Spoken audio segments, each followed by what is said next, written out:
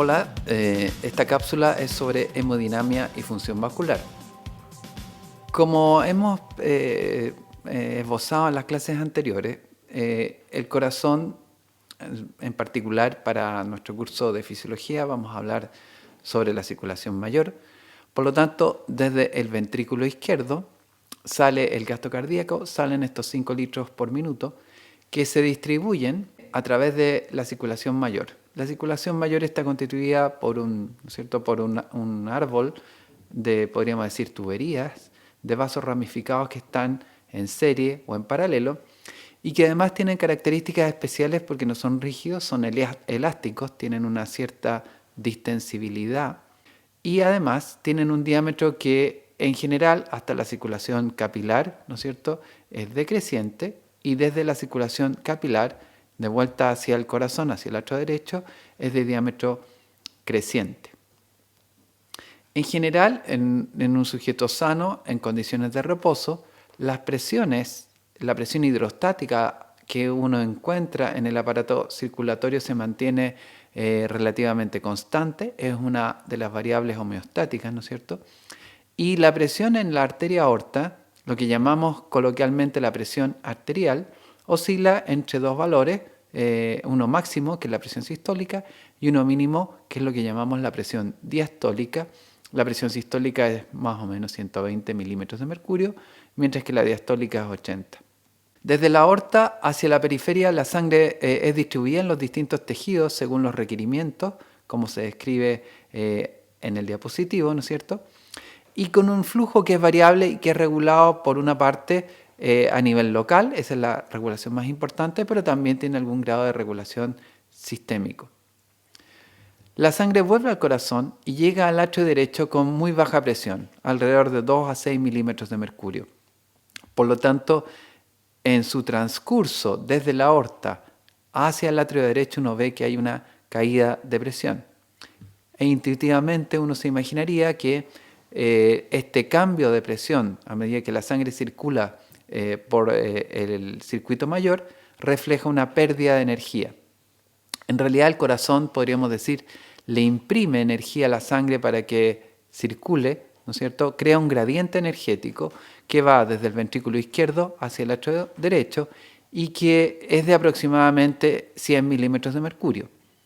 Claro, porque la presión promedio, lo que podríamos llamar la presión arterial media en la aorta, es aproximadamente 100 milímetros de mercurio y la presión del atrio derecho es aproximadamente 2. Así que a grosso modo uno dice que hay un gradiente de presión de 98 o 100 milímetros que permite el movimiento, el flujo de sangre desde el ventrículo derecho, desde el ventrículo izquierdo hacia el atrio derecho. Esto es complejo porque además la sangre no es una solución, no es agua pura, ¿no es cierto? La sangre es un fluido complejo, es una suspensión de eritrocitos, de plaquetas, de leucocitos y de gotas lipídicas. El gasto cardíaco es pulsátil. Durante el sístole sale el volumen expulsivo desde el ventrículo izquierdo a la aorta, y durante el diástole, la aorta, que podríamos decir ha almacenado este exceso de sangre que ingresó a la circulación mayor durante el sístole, distribuye parte de esa sangre que fluye hacia la circulación periférica. Por lo tanto, por lo menos en los vasos grandes, en los vasos de conducción en la aorta, el flujo se evidencia con un cierto grado de pulsatilidad, porque las presiones que mueven a la sangre son pulsátiles y porque el trabajo del ventrículo izquierdo es pulsátil, ¿no es cierto? Bombea sangre durante el sístole y no hay bombeo de sangre hacia la aorta durante el diástole. Clínicamente es necesario, y fisiológicamente también, entender y tener alguna serie de ecuaciones, de modelos físicos que nos permitan describir y por lo tanto predecir cómo fluye la sangre dentro del sistema circulatorio. La hemodinamia es una rama, ¿no es cierto?, de la fisiología que estudia el movimiento y los mecanismos físicos que gobiernan el movimiento de la sangre en el lumen de los vasos sanguíneos y el corazón. Estudia la distribución del flujo sanguíneo y las presiones que hay dentro del sistema circulatorio. En esta cápsula vamos a tener unos pequeños fundamentos de hemodinamia para poder entender intuitivamente cuáles son las principales leyes que gobiernan el flujo de sangre a través del sistema circulatorio. Quizá el personaje más importante de la hemodinamia es Henri Poiseuille y es famoso porque describió, haciendo experimentos en capilares de vidrio, los principales factores que determinan el flujo de agua, en su caso, y que después se puede relativamente generalizar a la sangre, los factores que determinan el movimiento de agua a través de un capilar. Él estaba interesado en describir o en encontrar cuáles son las variables que determinan el flujo de agua a través de un capilar. Y formuló esta ley de Poiseuille que llamamos, que es la ecuación que describe que el flujo depende de un gradiente de presión, que en la ecuación está graficado como presión inicial al comienzo del tubo y presión O de out, de salida, al fin del tubo. Depende del radio del tubo, depende de una constante de proporcionalidad que es pi partido por 8 y es inversamente proporcional a la longitud del capilar, del tubo de vidrio por donde se conduce el agua, y a la viscosidad del fluido que transcurre por el capilar. Los experimentos de Poiseuille están más o menos simplificados y ejemplificados en este esquema. En la parte superior, lo que tenemos aquí, ¿no es cierto?, es dos compartimentos, un reservorio 1 y un reservorio 2, que están conectados por este capilar de vidrio. En el reservorio 1 hay un cierto volumen de agua que, como ocupa volumen, tiene una cierta altura. Por lo tanto, al pie, en el fondo del reservorio 1, uno podría decir que hay una cierta presión y que está dada por lo que uno llama coloquialmente el peso de la columna de agua, ¿no es cierto?, que es en el fondo la altura de la columna multiplicado por la densidad y por la aceleración de gravedad. La presión en el reservorio 1 obviamente es mayor que en el reservorio 2, que no tiene agua. Así que hay un gradiente de presión a través de este capilar, que podría ser la presión inicial menos la presión final. El gradiente de presión, siendo la presión mayor en el reservorio 1, determina que el agua en este caso fluya desde 1 hacia 2. El flujo, que es la medida de la velocidad a la que fluye el agua, ¿no es cierto?, cuánta agua fluye desde 1 hacia 2 en un segundo, es de 5 ml por segundo.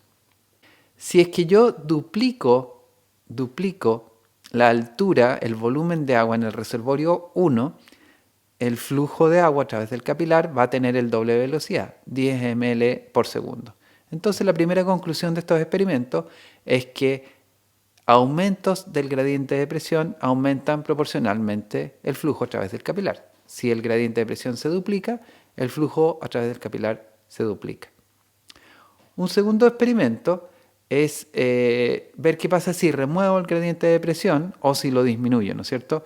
Si es que ahora en el reservorio 2 pongo un cierto volumen de agua que sea la mitad de lo que hay en el reservorio 1 y por lo tanto creo un gradiente de presión similar al que se ve en el primer ejemplo que revisamos, el flujo de agua, dado que el gradiente de presión está dado por la diferencia, ¿no es cierto?, en las columnas de agua del reservorio 1 y el reservorio 2, va a ser de 5 ml por segundo.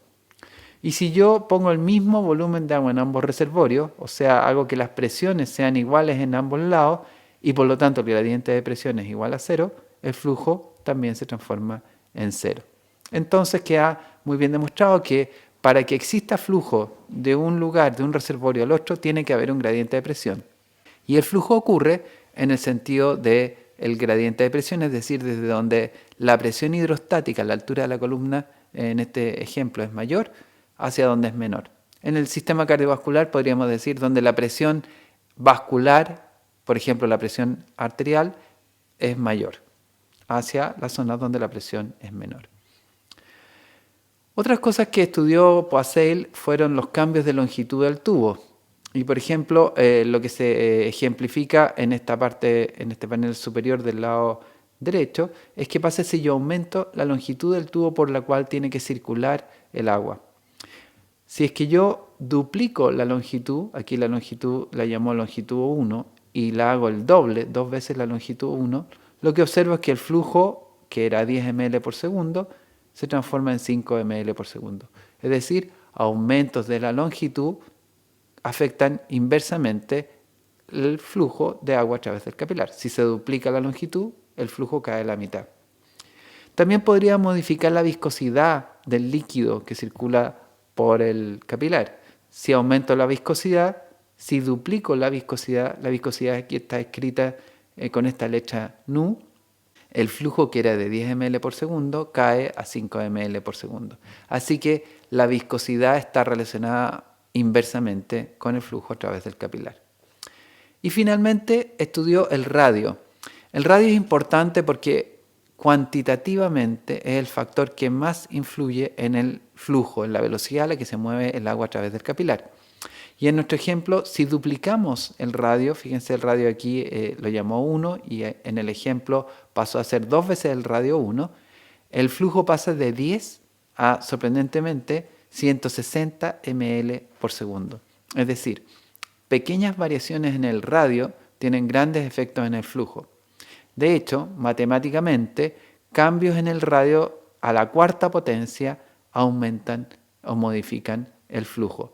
Si yo duplico el radio, la cuarta potencia, o sea, 2 por 2 por 2 por 2, es el cambio en el flujo. Se pasó de un flujo de 10 a un flujo de 160 ml por segundo, o sea, aumentó 16 veces. Así que uno debería concluir que el radio es cuantitativamente el principal factor, dado que se multiplica la cuarta potencia cuando uno lo utiliza en esta ecuación de Poiseuille que predice el flujo a través del capilar. Si tratamos de hacer que la ley de Poiseuille sea más familiar con algo que conocemos, podríamos pensar en la ley de Ohm. La ley de Ohm, ¿se acuerdan? Uno la ve en el colegio. Esto permite describir la corriente, el flujo de electrones a través de un conductor. El cable conductor podría ser nuestro tubo. La ley de Ohm dice que la corriente es proporcional a la diferencia de voltaje, la diferencia de energía, que en el caso de los electrones es la diferencia de voltaje, ¿no es cierto? En el caso del sistema cardiovascular es el gradiente de presión, a la cual se opone una resistencia. Miremos cómo se compara la ley de Ohm con la ley de Poiseuille. Aquí abajo tengo la ley de Poiseuille. Dice que el flujo, que sería nuestra corriente, ¿no es cierto?, depende de un gradiente de presión partido por una resistencia. El gradiente de presión, en nuestros ejemplos que vimos antes, era la diferencia en la altura, la presión hidrostática de la columna de agua del reservorio 1 menos el reservorio 2. Y las otras cosas, los otros factores, la viscosidad, el radio a la cuarta, la longitud del tubo y la constante esa de proporcionalidad pi octavos serían la resistencia. Como describe aquí la ecuación, gradiente de presión, resistencia en rojo. Si yo ahora rearreglo la ecuación, en vez de poner presión inicial menos presión al final, pongo gradiente de presión y rearreglo el factor de resistencia, puedo describir que la resistencia en el capilar corresponde a, o es directamente proporcional a la viscosidad, a la longitud del tubo, a 8 partido por pi, y es inversamente proporcional al radio a la cuarta. Aumentos del radio hacen que caiga la resistencia. Bueno, y esta forma de la ecuación de Poiseuille, que es más simple, podríamos decir que dice que el flujo depende del gradiente de presión y de la resistencia, es lo que uno en general está pensando cuando trata de entender cómo es el flujo a través de los vasos sanguíneos. De acuerdo a la ley de Poiseuille, uno debería esperar que los vasos sanguíneos de menor diámetro, de menor radio, tengan la mayor resistencia, ofrezcan la mayor oposición al flujo de sangre. Si uno hace el estudio y hace efectivamente la medición, va a obtener un gráfico como este que tengo en la diapositiva. Lo que vemos aquí, esta es una escala logarítmica en que se grafica la resistencia vascular en función del diámetro de los vasos. Y aquí se dice en promedio, los capilares tienen un diámetro de aproximadamente 7 micrómetros y son por lejos aquellos que tienen mayor resistencia. En el sistema vascular, el principal determinante de la resistencia es el radio de los vasos. Hay otra cosa que es importante tener en cuenta cuando uno piensa en el flujo de sangre a través de los vasos sanguíneos. Existe lo que se llama continuidad de flujo, es decir, si yo mido cuánta sangre atraviesa la aorta por minuto a la salida del corazón, justo después de la válvula aórtica, voy a encontrar que el flujo de sangre es 5 litros por minuto, ¿no es cierto? El gasto cardíaco. Si yo pudiera hacer el mismo ejercicio y medir cuánta sangre atraviesa los capilares, todos los capilares de la circulación mayor, en un minuto, también encontraría que obviamente son los 5 litros por minuto. Hay lo que se dice, por lo tanto, continuidad de flujo. Si yo midiera ahora la sangre que retorna al corazón al atrio derecho por las venas cavas, también encontraría que son 5 litros por minuto.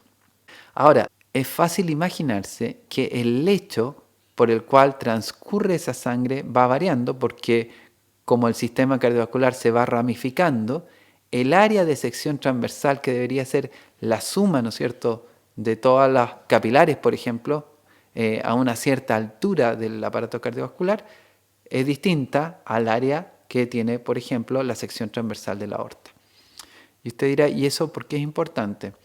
Bueno, tenemos aquí este ejemplo en que se muestra un circuito en el cual hay una zona A que tiene un área de 2 centímetros cuadrados, una zona B que tiene un área mayor, 10 centímetros cuadrados, y una zona C que tiene un área menor que A y menor que B, de 1 centímetro cuadrado. El flujo es constante a través de todo el circuito. Claro, no puede ser de otra manera. Lo que entra es lo mismo que lo que sale, y si yo hiciera un corte a nivel de B, tendría que ser también el mismo flujo, 10 ml por segundo. Lo interesante es pensar qué pasa con la velocidad lineal de flujo. La velocidad lineal es como si yo viese una partícula que se va moviendo y calculo la velocidad en función del eje horizontal. Si quisiéramos tener una analogía más cotidiana, es como si yo estoy viendo cómo circula el agua en un río y tiro, ¿no es cierto?, un barquito de papel y veo a qué velocidad se mueve el barquito sobre la superficie del río. Eso es la velocidad lineal del flujo. No es el flujo, pero es la velocidad a la que una partícula se desplaza en el sentido longitudinal del flujo. Bueno, lo que voy a ver es que en la sección de mayor área transversal, el flujo la velocidad lineal del flujo es menor, es solo de 1 centímetro por segundo. En A, que podríamos decir tiene un área intermedia de 5 centímetros por segundo, y en C, que es la zona de menor área, es de 10 centímetros por segundo. Si uno lo quiere entender bien, en la experiencia cotidiana, cuando uno está mirando el lecho de un río y ve una zona en que hay mucha distancia entre una ribera y la otra, es decir, el área de sección transversal es muy amplia, el flujo se ve muy lento, se ve como que el agua casi no avanzara, ¿no es cierto? La velocidad lineal es muy lenta. Sin embargo, si el lecho del río se estrecha, uno ve que el agua se mueve muy rápido, que de hecho se llama la zona de los rápidos del río. Si yo tiro un barquito, voy a ver que atraviesa muy rápido esa zona donde hay una estrechez. ¿Y por qué? Porque la velocidad lineal es mucho mayor. A la sangre le ocurre exactamente lo mismo. Cuando atraviesa segmentos del sistema cardiovascular donde el área de sección transversal es mayor, la velocidad lineal es menor. Así que uno debería entender que la sangre viaja por el sistema cardiovascular a distintas velocidades lineales que dependen no solamente del flujo, sino que dependen del área de sección transversal de ese segmento del árbol cardiovascular, ¿no es cierto? Eso es interesante desde el punto de vista clínico por diversas cosas. Primero que nada porque determina el tipo de flujo, la velocidad a la que se mueve la sangre por el vaso sanguíneo determina el tipo de flujo que se va a producir dentro del vaso. Se dice que hay dos tipos en general de flujo, uno que es lento, que se llama flujo laminar, y uno que es rápido, que se llama flujo turbulento. En el flujo laminar, el roce entre las partículas que van fluyendo, entre las distintas capas, podría imaginarse uno de la sangre que va atravesando el tubo capilar, es menor. La sangre circula en una forma ordenada y como muestra aquí en la lámina, se forma un frente de avance del líquido en que la zona más central, lo que uno llama el eje axial del flujo, la zona central del vaso sanguíneo, es donde el flujo es más rápido. La pérdida de energía está minimizada porque como el flujo es ordenado, existe poca generación de calor. Por comparación, cuando el flujo es mayor, cuando la velocidad lineal del flujo también tiende a ser mayor, en una zona, por ejemplo, de estrechez, o si aumenta el flujo a través de un vaso que no ha variado sus condiciones anatómicas, lo que se produce es flujo turbulento. El flujo turbulento es desordenado, está lleno de remolinos, como dice, de vórtices, se dice en inglés, ¿no es cierto? En este flujo turbulento la pérdida de energía es mayor porque se dispersa energía como calor y además se producen vibraciones. Vibraciones que se pueden a veces palpar cuando uno toca un vaso sanguíneo que tiene flujo turbulento, se escucha o se siente, se percibe la vibración o a veces se oye lo que se llama un frémito.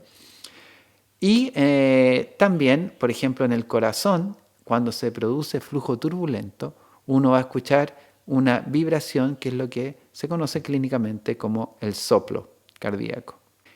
En los vasos sanguíneos, estas variaciones de diámetro pueden ser normales o pueden ser patológicas. Aquí hay un ejemplo en que hay variaciones en el diámetro que son patológicas. En la parte superior tenemos un vaso sanguíneo, podría ser la aorta, ¿no es cierto?, con una forma cilíndrica que sería lo normal. Si es que se encuentra una placa ateromatosa, obviamente aquí en esta zona de la estrechez va a haber una velocidad lineal del flujo mayor y va a tender a producirse un flujo turbulento. Y esto clínicamente a lo mejor yo lo voy a poder percibir porque cuando palpe este vaso sanguíneo voy a sentir una vibración que produce toda la turbulencia a ese nivel. Por otro lado, si es que se produce una dilatación en la pared arterial, como se escribe aquí, esto se llama aneurisma, ¿no es cierto? La velocidad lineal del flujo en la zona del aneurisma es menor. Eso es importante porque, por ejemplo, una velocidad de flujo menor favorece la creación de trombos en esta zona del aneurisma. Otro factor que hay que considerar y que depende también de la velocidad y el tipo del flujo es lo que se llama la fuerza de cizalla o shear stress. Primero voy a tratar de explicar qué es esta fuerza de cizalla o shear stress. Supongamos que tenemos este libro, ¿no es cierto?, que está graficado acá, y yo con la mano aplico una fuerza de modo tal que hago que las capas, las hojas del libro, se desplacen una en relación a la otra, ¿no es cierto? El desplazamiento de las hojas es proporcional a la fuerza y uno se puede imaginar que existe un cierto roce entre cada una de las hojas. El roce va a ser proporcional a, yo diría, la rugosidad, ¿no es cierto?, la resistencia mecánica que opone cada hoja al movimiento y eso genera calor. Puede generar un ruido si esto es muy rápido, ¿no es cierto?, o la fuerza es muy intensa. Y lo otro que es interesante es que si yo aplico la fuerza, fíjense que la hoja de más arriba, la tapa superior del libro, se desplaza más que las tapas más inferiores, porque como existe este roce, no todas se desplazan a la misma velocidad, no todas se desplazan en un determinado tiempo la misma cantidad de distancia.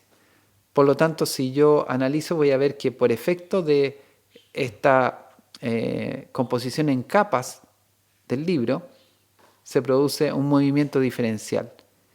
Esto se parece mucho a lo que pasa en el vaso sanguíneo. ¿Se acuerdan que recién describimos que en el flujo laminar hay un movimiento de capas? La capa central, que representaría aquí la zona, ¿no es cierto?, la tapa superior del libro, es la que se mueve más rápido, hay un frente, y la zona que está en contacto con la pared del vaso, que equivaldría aquí a la mesa, ¿no es cierto?, es la que se mueve menos. De hecho, en el flujo laminar es el movimiento de la capa más cercana a la pared de las arterias o de las venas, de los capilares, prácticamente no se mueve, ¿no es cierto? Bueno, clínicamente se entiende que este roce se produce primero entre las capas del líquido que está fluyendo y clínicamente es importante porque además se produce una pequeña fuerza de arrastre sobre la superficie del endotelio que cubre los vasos. Y eso es lo que en clínica se suele denominar el shear stress o fuerza de cizalla. ¿Por qué es importante? Porque esta fuerza ejerce como una especie de masaje continuo, ¿no es cierto?, o pulsátil, depende del tipo de flujo, sobre la pared del vaso y eso modifica la función de las células endoteliales y las células endoteliales a su vez señalizan y modifican la anatomía, el crecimiento, el espesor de la pared de ese vaso sanguíneo. En general, como dice el diapositivo, diferentes velocidades de movimiento de las capas del líquido que fluyen, es decir, si hay un flujo turbulento o laminar, pueden modificar el shear stress. Y además, la viscosidad de la sangre depende también de la velocidad a la que la sangre se mueve en un determinado vaso sanguíneo. El shear stress, como decíamos, es máximo en el contacto con el endotelio, entre la sangre y el endotelio. El shear stress es mayor mientras más rápido es el flujo. Y clínicamente se dice que el shear stress es la fuerza con que la sangre estira, entre comillas, la capa de células endoteliales. Aquí hay ejemplos de vasos sanguíneos y se puede ver que la anatomía, por ejemplo, las zonas de bifurcación, esto representa la bifurcación carotidia, esta es una zona de alto shear stress, de flujo turbulento. Y eso hace que esta zona, por existir este flujo turbulento, sea más proclive a desarrollar, por ejemplo, placas ateromatosas. Una zona donde hay una placa ateromatosa en un vaso cilíndrico también es una zona de alto shear stress y es donde se tiende a producir un círculo vicioso, ¿no es cierto? Hay una pequeña obstrucción y por el efecto del shear stress sobre el endotelio estaba creciendo en tamaño. Finalmente, una manera habitual que se utilizaba y se ha utilizado ahora de nuevamente con mayor intensidad para poder predecir si el flujo de sangre va a ser turbulento o laminar es lo que se llama el número de Reynolds, en honor a la persona que lo describió. El número del Reynolds considera todas estas variables y permite más o menos predecir si en un determinado vaso sanguíneo el flujo va a ser laminar o turbulento. El número de Reynolds depende de la densidad, del diámetro del vaso sanguíneo, de la velocidad lineal a la que va la sangre y de la viscosidad de la sangre. Si el número es menor a 2000, el flujo va a ser altamente probable laminar y si es mayor a 3000 va a ser turbulento. Y entre 2000 y 3000 uno se encuentra en una zona en que es difícil predecir. Si el flujo es turbulento, uno va a tener vibraciones, soplos y ruidos. Y habitualmente se puede observar en zonas donde hay obstrucción arterial, cuando aumenta el gasto cardíaco, claro, porque ahí aumenta el flujo y por lo tanto la velocidad a la que se mueve la sangre dentro del sistema cardiovascular aumenta, eso se ve en la anemia, o se ven estados hiperdinámicos que se llaman, por ejemplo, por un exceso de hormonas tiroides. Y también en las zonas donde hay trombo, ¿no es cierto? Si hay una obstrucción parcial del lumen del vaso, el pedazo que queda permeable va a tener flujo turbulento. Un ejemplo típico, ¿no es cierto? Tenemos acá en las válvulas aórticas a la salida del corazón. Arriba se muestra una válvula aórtica sana, cerrada, están las tres válvulas, y abierta. Fíjense que cuando está abierta deja gran espacio para que la sangre fluya desde el ventrículo izquierdo hacia la aorta. Abajo tenemos una válvula de un paciente que tiene enfermedad reumática, tiene estas cosas que se llaman vegetaciones, que son granulomas y que van a impedir que la válvula abra completamente y además a veces crecen por la cara interna de las válvulas y también pueden impedir que cierre la válvula. Por lo tanto, esta válvula aórtica de un paciente con enfermedad reumática podría tener dificultad para abrirse, ahí se diría que está estenótica, dificultad para cerrarse, ahí diríamos que está insuficiente, o podría tener dificultad tanto para abrirse como para cerrarse, y ahí diríamos que es un caso de una enfermedad aórtica. ¿Qué es lo que se muestra en este esquema? Como en el caso, por ejemplo, de una estenosis aórtica, la sangre tiene que atravesar por un orificio de menor diámetro, va a tener que hacerlo a una velocidad lineal mayor. Es como si el lecho del río se estrechara, ¿no es cierto? Y eso va a producir turbulencia, un flujo de sangre turbulento, y eso va a producir vibración y un ruido que es audible, como el ruido del soplo de la estenosis aórtica. A continuación, vamos a escuchar un ejemplo del soplo que se puede escuchar cuando un paciente presenta una estenosis aórtica. En este caso, la válvula aórtica no logra abrirse completamente y se produce un flujo turbulento durante el sístole ventricular.